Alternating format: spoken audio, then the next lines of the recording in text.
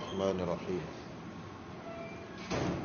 إن الحمد لله نحمده ونستعينه ونستغفره ونعوذ بالله من شرور أنفسنا وسيئات أعمالنا من يهده الله فلا مضل له ومن يضلل فلا هادي له أشهد أن لا إله إلا الله وحده لا شريك له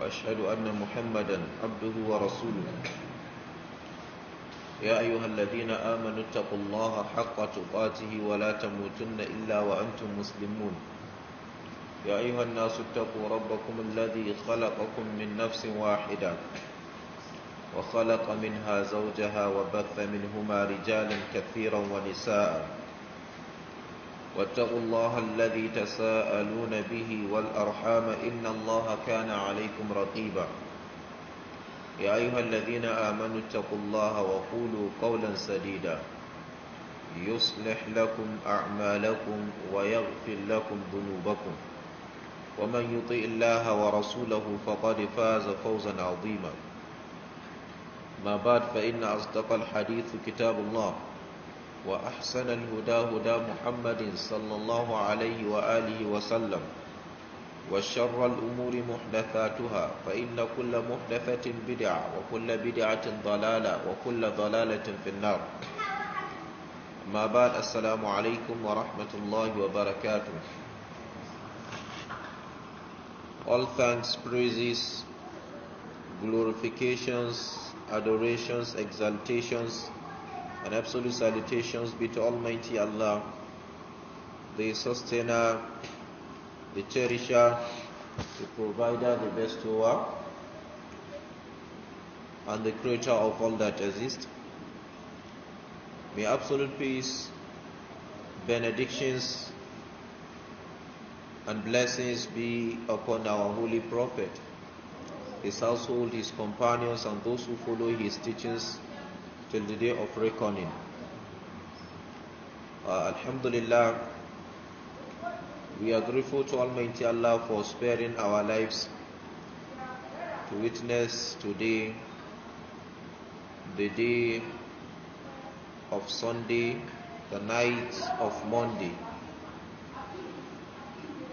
3rd of Shawwal, 3rd of Dhul Qa'dah, the year 1442 after the hijrah of our holy prophet from the town of Makkah to the city of Medina, which correspond with 13th June 2021. We beseech Almighty Allah to accept the Maghrib prayer we just observed behind the Imam. May Allah count this as an act of ibadah for us. As usual, we continue with our weekly ta'aleem from the book Kitab al-Akhdari, question and answers on Islamic jurisprudence, on the understanding of Maliki school of thought. We stopped at Faslun fi shurut as-salam, the chapter on the conditions of accepting prayers. We treated that topic and we are done with it. And inshallah today we start a new topic or a new chapter, Faslun fi fara'id as-salat, the chapter on the obligatory steps in ablution, in prayer. You know, in ablution and also in prayer we have obligatory steps. We also have non-obligatory steps, and we also have the recommended steps. So the obligatory acts in prayer, the obligatory acts in prayer, Kam fara'idul salati. How many obligatory acts do we have in prayer? Fara'idul salati arba'ata ashara faridatan. There are 14 obligatory acts in prayer. So we have to make sure we memorize this. 14 obligatory acts in prayer. The first one, niyatu salati muayyanati. Intention on that specific prayer. And explanation on intention have been presented, because intention has 3 feathers. An-niyatu wajiba. Intention is obligatory upon all act of worship. If you don't intend to perform that act of worship for the sake of Allah, then it will be discarded back to you. وَمُحَلُّهَا الْقَلْبِ. This is the second feather. Its position is in the heart. You don't utter it out. You don't voice it out. You only intend in your heart. وَالتَّلَفُّظُ بِهَا بِدْعَةٌ. The third feather is voicing it out, speaking it out, is an innovation of which the Holy Prophet and his companions are not aware of that. So for you to now bring in new matter into Islamic religion, it is an innovation of which you have to be called to account for that. So intention is in the heart. He told us earlier that you don't need to say nawaitu salatul maghrib fi masjidi al-baraka street ma imami Isa wa hiya thalatha raka'atin. So you see, you stress yourself. You have to mention the masjid you want to pray. You mention the imam you want to imitate. You mention the numbers of raka'ah. You see, it's too stressful. So you just intend in your heart, and that's all. Because if you check other ahadith book, the likes of Sahih Bukhari, Muslim, Tirmidhi, Ibn Majah, Nasa'i, and also other books, the likes of Riyadh al-Salihin, Umdatul Akam, you can't find such intention. The Holy Prophet and his companions, they don't used to voice out intentions. So if really we are practicing the pristine Islam and we are claiming to be emulating the characters of the Holy Prophet and that of his companions, then we have to do what they do. We have to copy from them, even if we can't do what they do. Of course we can't. We can only copy from them. So intention is in the heart, and it is obligatory to intend in performing any act of worship. Voicing it out is an innovation. The second obligatory act in prayer is takbiratul ihram.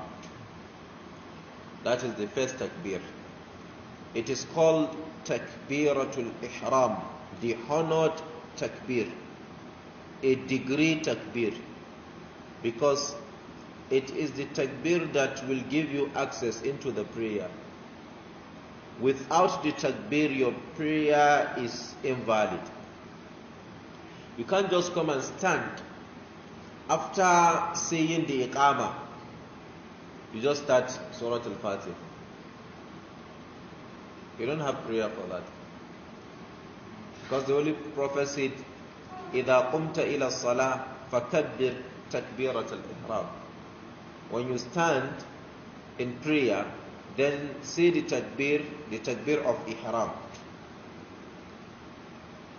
That is the obligatory takbir. All other takbir in prayer, in terms of raising your hands, all other ones are non-obligatory. But Takbiratul Ihram, it is compulsory for you to raise your hands and say the Takbiratul Ihram. Some scholars said the reason behind that is that you are now showing Allah full respect and humility. You can see if a soldier wants to respect his elder in the system and also his senior, he do raise his one hand in saluting him. And you are raising your two hands in saluting Allah subhanahu wa ta'ala. Not only one hand. So it is a sign of respect and salutation. The third one is wal qiyamu laha, standing for that takbiratul ihram. You can't just sit down and say the takbiratul ihram. After saying it, then you stand up and continue the prayer. It's invalid. So you have to stand and say the takbiratul ihram. Number 4, wal fatihatu, reciting surah al-fatiha. Because the Holy Prophet said, La salata liman lam yaqra bi fatihatil kitab. There is no reward or there is no prayer for the one who refuses to recite Surah Al-Fatiha. So if you decide to start your prayer without reciting Surah Al-Fatiha and you just decide to recite some verses from the glorious Quran or chapters, your prayer is invalid. Why? Because you now neglected what is obligatory upon you, and it is reciting of Surah Al-Fatiha. And Allah said, وَلَقَدْ آتَيْنَاكَ سَبَعًا مِنَ الْمَثَانِ وَالْقُرْآنَ الْعَظِيمِ. Verily we have given you the 7 repeated verses and the glorious Quran. So Surah Al-Fatiha has, many virtues and benefits, of which a Muslim is expected to, seek a means of approach to Allah by reciting Surah Al-Fatiha. Wal qiyamu laha, and standing for that Fatiha. In terms of reciting Surah Al-Fatiha, you have to stand, except on necessity. If you are sick, then you can sit down and recite Surah Al-Fatiha. You can even sit down and say the Takbiratul Ihram. Salli qa'iman in istata'ta. Pray while standing if you can. فَإِن لَمْ تَسْتَطِعْ فَبِقَاعِدٍ. If you can't stand, then sit down and pray. This is what the Holy Prophet said. If you can't sit down and pray, then lie down on your right hand side and pray. If you can't even lie down and pray, you can be imagining that I'm praying. Yes. Or you assume that I'm praying, I just come out from the restroom, I started performing ablution, and I commence the prayer. Because there is no excuse for whoever is neglecting prayer. There is no excuse, except the ones that their excuse is Quranically and Sunnatically approved.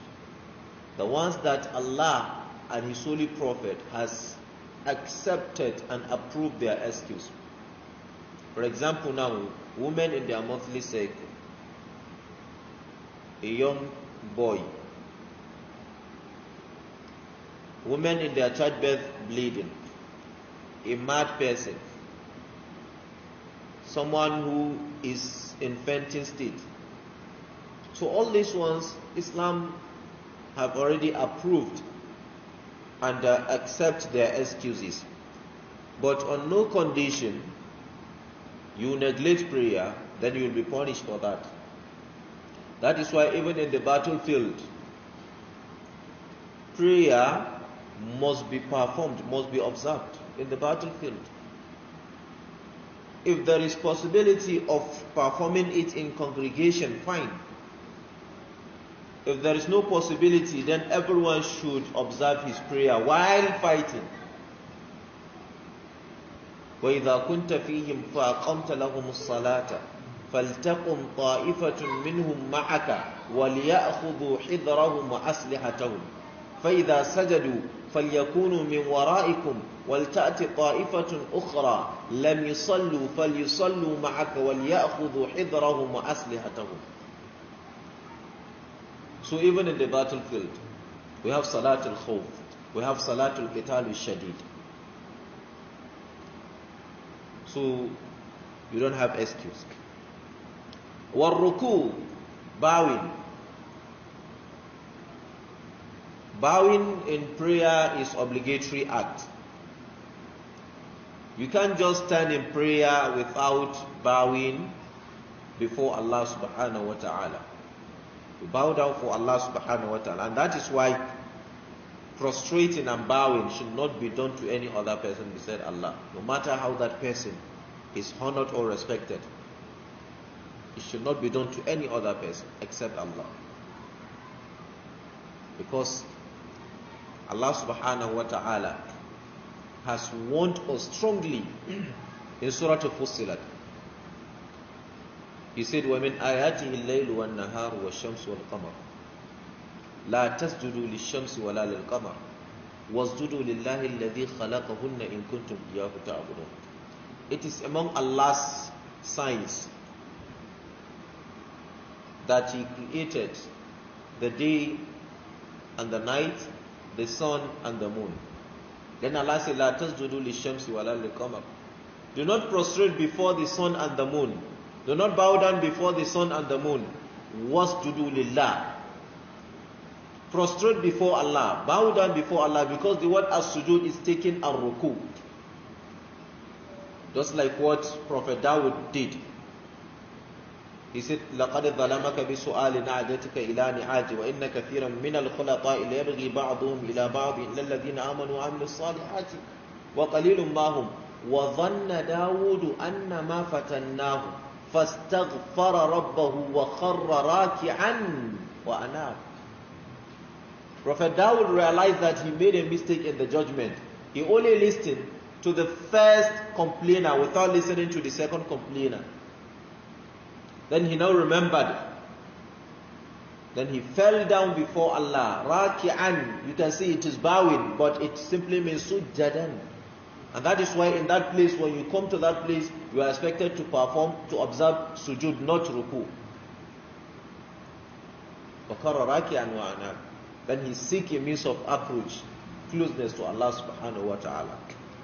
So, you are not allowed to bow down or prostrate before any other person, except on necessity. When you are being overpowered, you don't have the power to deny or to refuse. But saying that this is our tradition, this is our culture, this is not an excuse. Islam supersedes any other culture. Whenever any practice in your culture contradicts any teachings in Islam, then you have to neglect and abandon that practice and follow Islam. Because Islam is ahead of any other practices and culture. But because of ignorance, because of arrogancy, some people will now prefer to take their culture over Islamic religion, of which such people will definitely regret on the day of accountability. They will definitely regret. Because Allah has never sent you to this world to come and practice your culture, but He sent you to practice Islam. Anything that go in line with Islam in this world, Islam will accept it. But anything that will contradict Allah's ruling, then it is totally forbidden for you to practice it. So let us understand this. If in your language, in your tribe or in your culture, bowing and prostrating is a sign or a symbol of respect or greeting, and now Islam says do not do that, then you have to avoid it. Without even complaining, without even asking why. Because Allah has said it. At the time of the Holy Prophet, there was one of the companions who traveled to Roman Empire, Asia, and he saw the way their people are respecting their leaders, their emirs, their kings. They bow down before them, they prostrate before them, all sign of respect. He now came back. He met the Holy Prophet, then he was trying to bow down for the Holy Prophet. The Holy Prophet said, who asked you to do that? Who permitted you to do that? He said, because of what I experienced from different parts of the world. And the Holy Prophet said, don't do that. This is only done before Allah subhanahu wa ta'ala. لو كان آمرا أن يسجد لأحد لأمرت المرأة أن تسجد لزوجها. This is what the Holy Prophet said. If I will be opportune and permitted to instruct someone to bow down or to prostrate before any other person, then I could have instructed a woman to bow down or prostrate before her husband. But I don't have that power. Allah has not given me that permission. So I can't go beyond Allah's instruction. But nowadays people are going beyond Allah's instruction. So ar-ruku and sujood should only be done to Allah subhanahu wa ta'ala. War-raf'u min, and rising from the ruku is also an obligatory act in prayer. Was-sujudu 'ala al-jabha, and prostrating on the forehead. So it simply means sujood, you should not prostrate with part of your head, but it should be the forehead, because this is a place in which people respect. And the face is what you look and identify someone. It is a sign or symbol of identification. And that is why if a man wants to marry a woman, the first thing he looks at is the face, whether she is beautiful or ugly, isn't it? And the place in the face that a person respects is the forehead or the forelock. And that is why Allah subhanahu wa ta'ala said in Surah Al-Alaq, Quran chapter 96, He said, كَلَّا لَإِن لَّمْ يَنْتَهِ لَنَسْفَعًا بِالنَّاصِيَةِ. Nay, if Abu Lahab did not desist from that evil character, لَنَسْفَعًا بِالنَّاصِيَةِ, we shall grab him, we shall punish him by his forehead, by his forelock. Then Allah said, نَاصِيَةٍ كَاذِبَةٍ خَاطِئَةٍ, a sinful and a wronged forehead, because the forehead is now what is now gingering him and motivating him to commit evil and to underrate the Holy Prophet. There is an authentic hadith of the Holy Prophet. He said, "Umirtu an asjuda ala sab'ati a'zumin." I am commanded to prostrate before Allah on 7 organs. 7 organs. Then he said al-jabaha wa ushira ila anfihi. He said al-jabaha, then he now pointed at his nose. So it simply means the forehead and the nose must touch the ground. If you now prostrate and your nose is not touching the ground, then that prostration is null and void. So the entire prayer is discarded, because you have now violated one of the obligatory acts in prayer. That is a great work, isn't it? You see someone, because he's praying on the sand, on the floor, so he doesn't want his nose to touch the ground. You have now lost the reward for that prayer. You just wasted your time. Let the nose touches the ground. It is a sign of humility and humbleness before Allah. So the first is the forehead and the nose. Then he now said the 2 palms. It's part of it. So palms, not the elbow. But you see people placing the elbow. It's totally wrong. Palms, the elbows should be raised. Then the palms should be what? Placed on the ground, on the surface. And the fingers should be closed. Not you open it like this. They should be closed. So we now have 3. Then the 2 knees. We have how many? 5, isn't it? Then the toes, right and left, making 7. So these are the 7 organs. That is why scholars now said these 7 organs, do not use them in prostrating or bowing to any other person beside Allah, because they are meant to prostrate before Allah, not to a creature like you. Yes, whoever you are bowing beside Allah is a creature like you. Allah created that species. So you are only commanded to prostrate before Allah, the creator of all that exists. Then وَالرَّفْعُ مِنْ, arising from the sujood, is also an obligatory act. وَالْإِعْتِدَالِ, and full concentration, that is i'tidal, full concentration. Not that when you go to ruku, you don't even spend a second, you just rise from the ruku.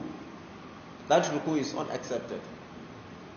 You go to sujood, just 1 second, you rise from the sujood. It is unaccepted. So you have to concentrate. Concentration and attentiveness. وَالطُّمَانِينَ, and tranquility. Tranquility in the prayer. It simply means you have to settle yourself down. Not that you rush in the prayer. If you rush a prayer, then there is an authentic hadith of the Holy Prophet that he was reported to have said that the prayer will be thrown on your face. Angels will pick the prayer and throw it on your face. Because you are now disrespecting Allah. You are taking Allah for granted.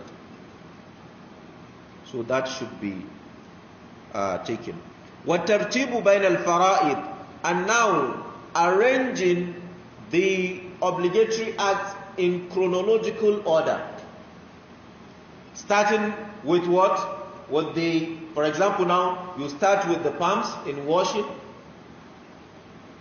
If it is in terms of prayer, you start with Takbiratul Ihram. You can't just say, okay, let me start with Surah Al-Fatiha. It's unaccepted. Say, okay, let me start, after Fatiha, I will now say the Takbiratul Ihram. It's unaccepted. Oh, no. Let me start with Sujood. After Sujood, I will now come and do Ruku. No, at-tartibu bayna al-fara'id. So you have to arrange them in chronological order. The what? The act of, the obligatory act. Then was salam, and saying assalamu alaikum. It is also obligatory. You can't just decide after tashahhud, you just say, after tashahhud, you just continue to activities without saying salam. So that is why in another hadith, the Holy Prophet said, the opening of the prayer is takbirat al-ihram, and the termination of every prayer is as-salam. Miftahu salam, takbirat al-ihram. Wa khawatimiha as-salam, aw kama qala Rasul. So this is how it is. Wal julus alladhi yuqarinuhu, and now the sitting for that salam. So you can't just say salam while standing, except on the funeral prayer. And the reason why in funeral prayer there is no ruku, there is no sujood, because you are seeking for forgiveness for that person. If you now bow down or prostrate, you are now bowing and prostrating for that person. This is the wisdom. And that is why you start the prayer while standing and you finish it while standing. No ruku, no sujood, no tashahhud. but you recite Fatiha. You recite As-Salatu ala Nabi. So now someone will ask, what of tashahhud? It's not mentioned now. So is tashahhud an obligatory act or not? According to the Maliki school of thought, they said tashahhud, it is not an obligatory act. But according to Ahadith scholars, they say tashahhud is an obligatory act. So when you add tashahhud, it will now give you 15. Khamsa ashara. 15. Because there is no how you can say salam without tashahhud. So do you mean that if you just perform, you observe the first and the second sujood, and then when you rise from the sujood, you just say salam? It's not possible. So you have to say the what? The tashahhud. So they say tashahhud is also an obligatory act in prayer. Then we go to the next one, which is shurutun niyya. Ma hiya shurutun niyya? What are the conditions for intention? So intention has conditions. So what is that condition for intention? Wa shurutun niyya muqaranatuha li takbiratul ihram. The condition for intention is to join it with takbiratul ihram, merge it with takbiratul ihram. So when raising your hands, Allahu, that is when you have intention that I am going to perform this prayer for the sake of Allah. Of course, intention is in the heart. It's not something difficult that you have to start thinking of what to say. It's just in the heart. The reason why all actions are done according to intention, according to the hadith of the Holy Prophet on the authority of Umar bin Khattab, transmitted by Imam Bukhari and Muslim, of which the Holy Prophet said, "Innamal a'malu bin niyat." All actions are judged according to intention.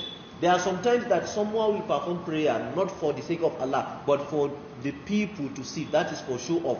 Like the hypocrite.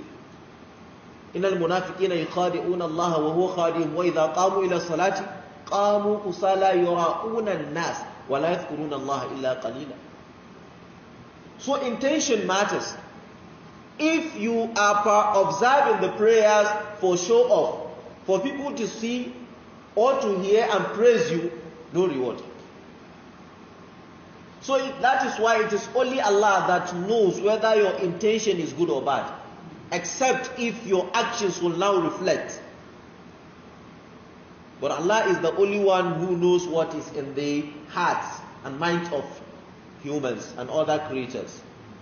قُلْ إِن تُخْفُوا مَا فِي صُدُورِكُمْ أَوْ تُبْدُوهُ يَعْلَمُهُ اللَّهُ. Tell them, if you reveal what is in your heart or you conceal it, Allah knows better than you.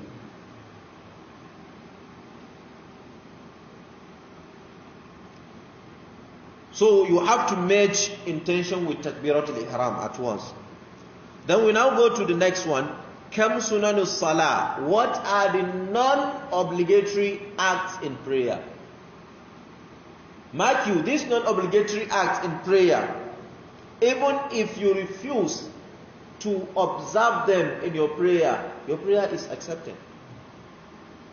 But you might lose reward for that sunnah. But your prayer is accepted. But those obligatory acts, if you miss anyone intentionally, then that prayer is totally condemned. Now the non-obligatory act in prayer or voluntary acts in prayer are 15. They are 15. The first one, al-iqama, saying the iqama.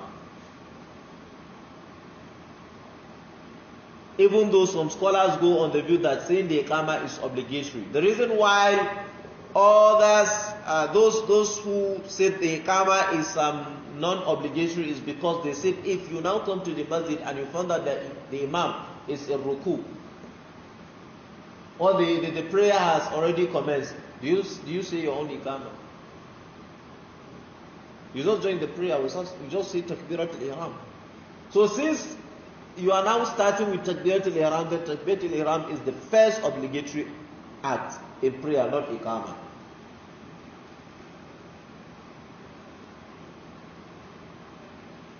But saying the Iqama is highly recommended and it is rewarding. So Al-Iqama, that is the first one. The second one was Suratul Lati Ba'd al-Fatiha. Then reciting another surah after Fatiha. So now you can decide to come to Maghrib prayer, leading or praying individual. After the Takbiratul Ihram, you say your Dua al-Istiftah, that one also is recommended, is Fadila, we'll come to that. Then you now recite Surah Al-Fatiha. First raka'ah in Salat al-Maghrib, you recite Surah Al-Fatiha and you just go to Ruku. It's accepted, your prayer is valid. But if you do it now, people start talking, this one has bring a new religion. What is the problem with this Imam? Which kind of new thing is this? But it's accepted in Islam. You can recite only Fatiha in all the raka'ah, and your prayers, the unit of the prayer is accepted. In all the units of the prayer, that is the raka'at. You recite your Fatiha. It's accepted. The Holy Prophet has practiced that. And also you can recite Fatiha and any other surah in all the unit of the prayer. It's also accepted. So now, in the third raka'ah of Maghrib, you can decide to recite Fatiha and another surah. It's accepted. It's not that people are not reading, they are not reciting on Islamic knowledge, and that's why things are strange to them.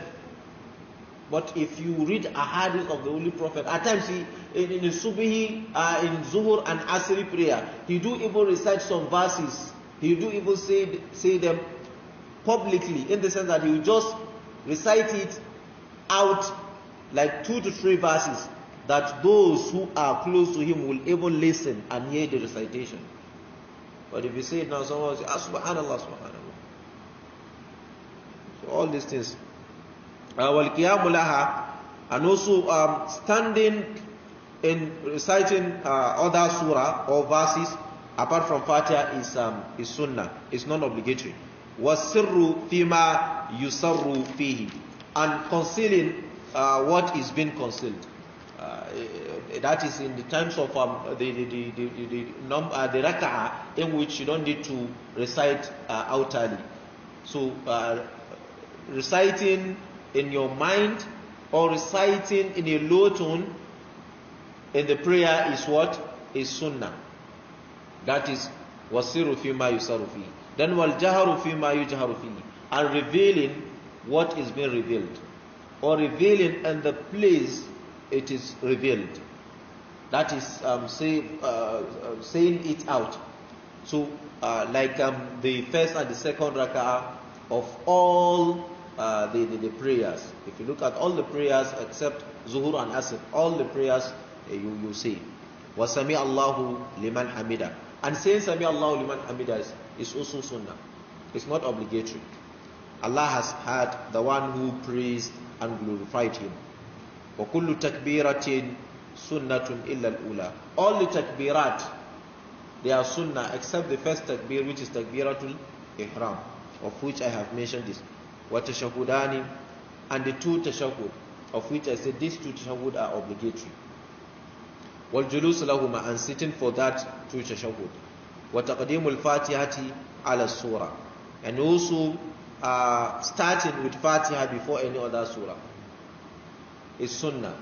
So it simply means you can decide to start your prayer with another surah before the Surah Al-Fatiha, but sunnatically Fatiha come first before then any other surah. وَالتَّسْلِيمَةُ الثَّانِيَةُ وَالثَّالِثَةُ لِلْمَأْمُومِ, and the taslim, the second and the third taslim for the followers. But in this aspect, this is not authentic. We don't have any second, third taslim. We have only first and second, right and left. There is no any third, because there are some they say the first right, the second front, and the third left. Yes. So that one is unaccepted. The one that the Holy Prophet taught his companions is right and left. Yusallimu yaminan wa shimalan, and also them they do taslim right and left. وَالْجَهَرُ بِالتَّسْلِيمَةِ الْوَاجِبَةِ, and also revealing the obligatory taslim. That is the first one. According to them, they said the first one is the obligatory taslim. So said, Assalamu alaikum wa rahmatullah. Then the second one, you can even say it in a low tone. But this one is also their own understanding. You say the two openly. So you voice them out. Assalamu alaikum wa rahmatullah. Assalamu alaikum wa rahmatullah. Not that you reveal one and you conceal one. No. Wassalatu ala Rasulullah sallam, and saying or sending salutations to the Holy Prophet is also non-obligatory. Yes. والسجود على الأنف والكفين والركبتين وأطراف القدمين. But this is obligatory, of which I made mention of the 7 organs. It's obligatory. Umirtu, I was commanded. There is no how you turn commandment to sunnah now. Commandment. So anything that is instruction, then that thing is obligatory. Was sutra to lighair al-ma'mum, and placing a sutra, a barrier, lighair al-ma'mum, beside the follower. That is for the imam to place a barrier, something that will, prevent others from passing in front of him while praying. For the imam is obligatory. Yes. But for the ma'mum, the followers, those behind him, the imam own suffice theirs. So if you are praying and you are following the imam, and someone now is passing in front of you, you don't need to stop him. You shouldn't block him, because now he is not spoiling or damaging your prayer, because you are now following imam. You are not on your own. But if you are alone, then you have to stay in which something will serve as a barrier that no one can pass in front of you. So inshallah we pause here. After the adhan we entertain questions. Now.